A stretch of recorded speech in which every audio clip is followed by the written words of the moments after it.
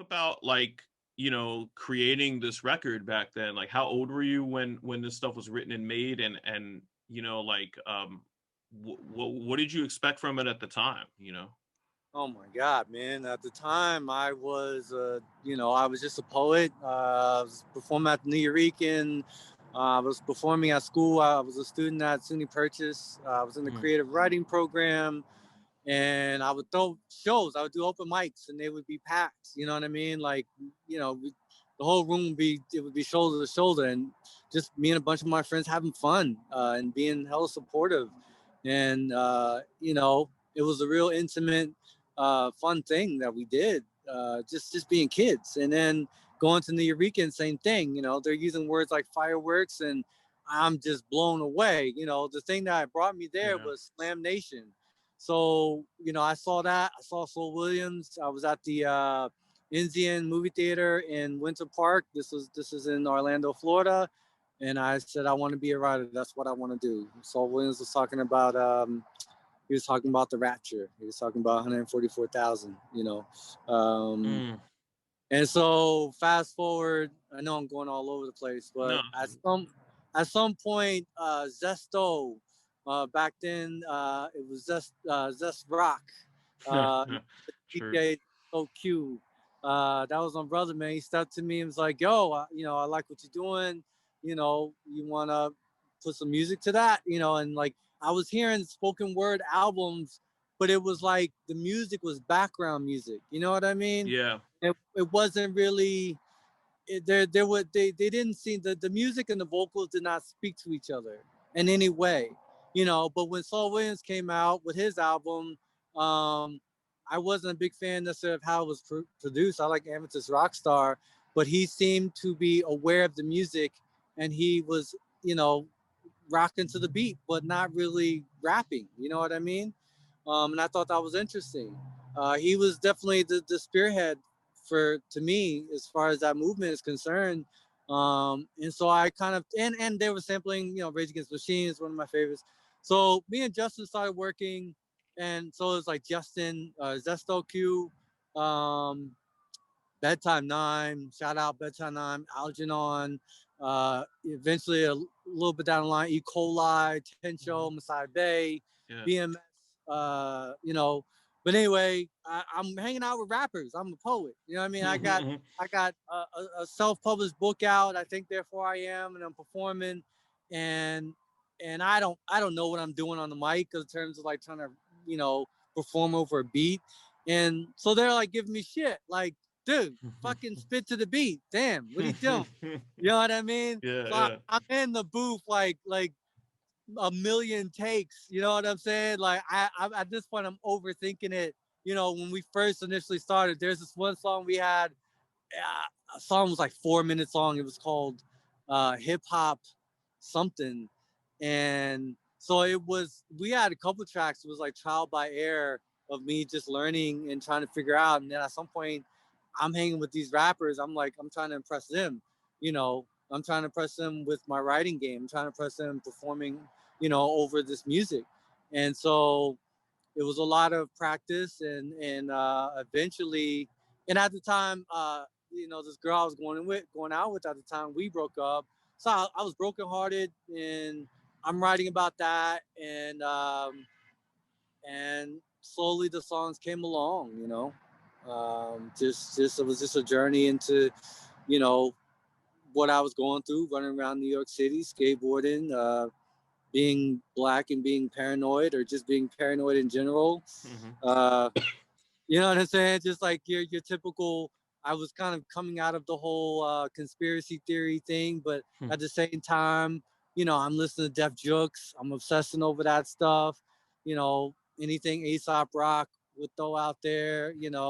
Any of those guys.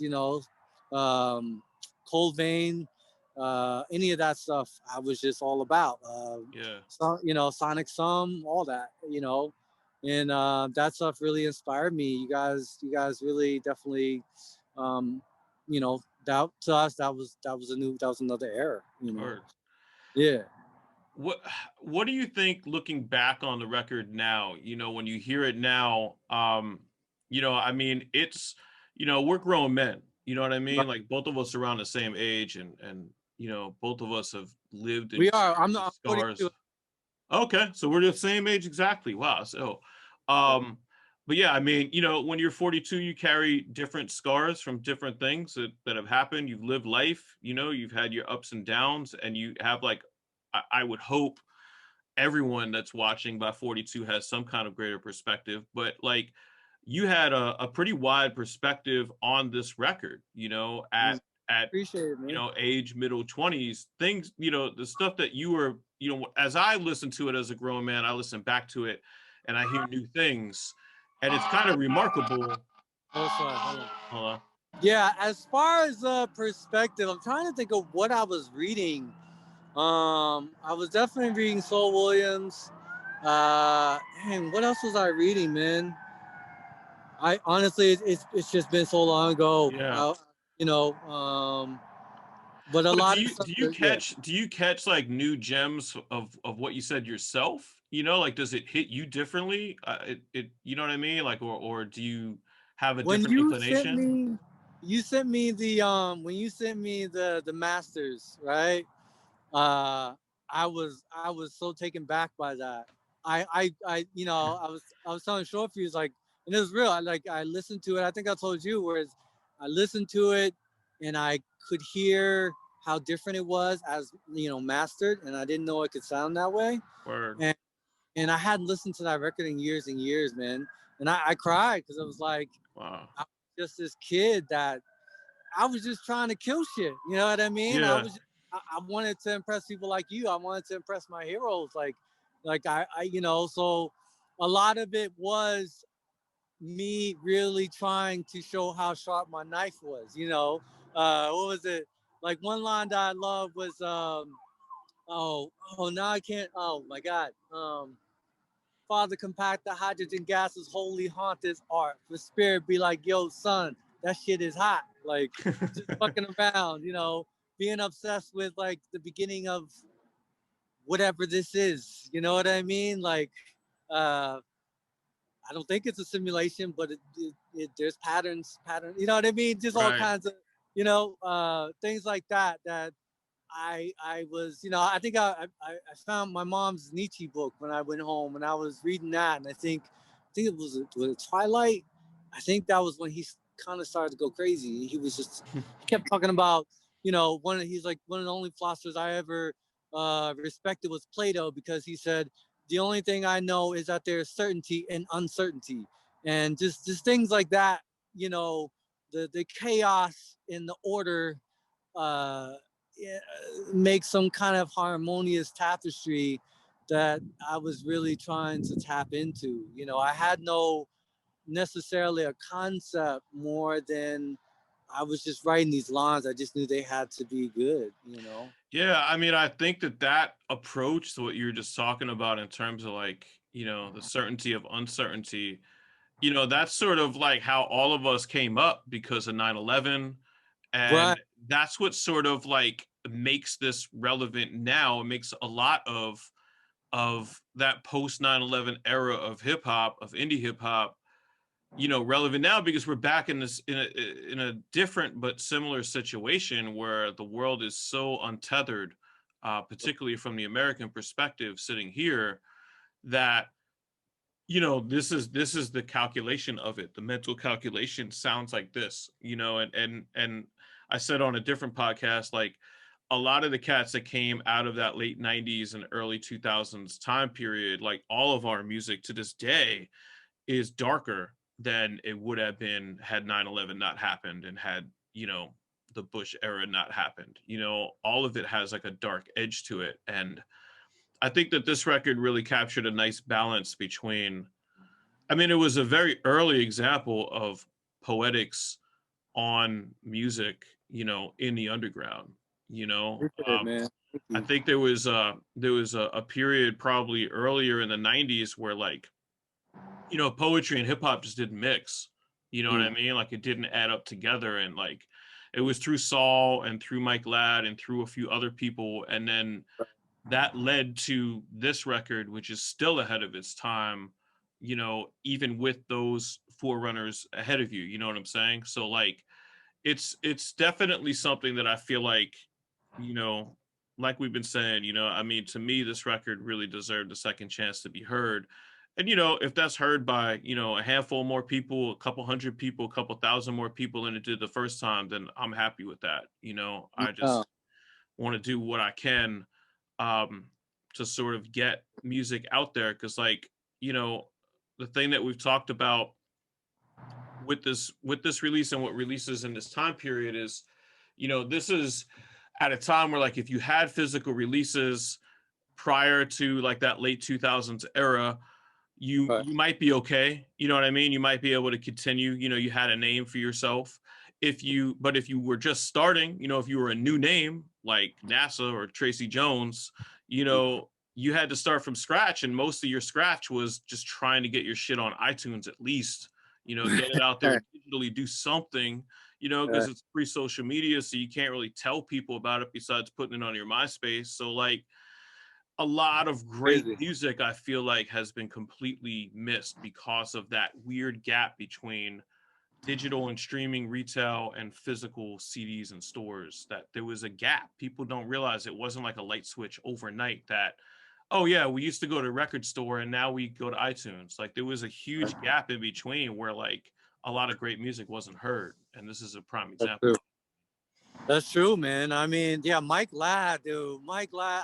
I remember I saw that brother at Hunter College, and yeah, he was another one that just completely blew me away. I think Zesto introduced me to him, and that's how I discovered, like, Antipoc Consortium, Yeah. and you know what I mean. Yeah, he was. Yeah, still to this day, like, the After Future. Yeah. Uh, by hands down is one of my favorite, probably one of the most influential records for Yeah. me For personally. me as well. I mean, Welcome to the After Future, to my mind, is, you know, I mean, I could make the case that it's the best indie hip hop record ever made. I mean, it to Mm-hmm. me, it's easily top 10, and it's one of the most influential records I've ever heard. Yeah. I had the really good fortune of, first of all, working on Infesticons, that entire record, and getting to know him really well at that time in his life before he left for Europe. Mm-hmm. And recently in 2017, I was able to um, get him on a track with me from Written at Night, Yeah. called Black Hole. And to me, that's still like, people would interview me and they'd say, "Who do you really want to work with?" And I would always say Mike Ladd. And I Yeah. probably would say the same thing, even though I've done a song with them. I love Mike Ladd's music, absolutely. Yeah. So huge influence. But yeah, man. I mean, I think that's sort of a decent place to leave it. Is there anything else you wanted to add about like this record, or anything else in general from the creation of it? Probably I would just say that, man, that was like probably one of my universities. You know what I'm saying? That I graduated. I really I definitely changed as a writer. Uh, it was like working with Justin. Justin, I mean, he taught me so much. There Hmm. were, I can't tell you how much time I've spent. I have probably like two or three people aside from my wife that I've spent a lot of time with, aside from my immediate family. And he was someone that we would be in his room, and he would be playing me records, and he'd be like, okay, Gwen Stefani, like here is Gwen Stefani, like a black version, like the original, somewhat a singer from like the 1970s. Like this is, you know what I mean? Like introducing me to sounds that were 20, 30 years ago. Hmm. That's like, this is where they got this from. And he would just school me like that. And he would even, you know, kind of show me as far as like placing my syllables, and really trying to get me to like, yo, you, because the thing I learned, probably the one of the most important things I learned was I love words, and they mean so much to me that people hear me and what I'm saying. I'm a lyrics person, but I don't consider I don't consider myself a rapper. So I had to learn how to sort of ride the beat and accentuate my words in different spaces to where musically they still make sense, Yeah.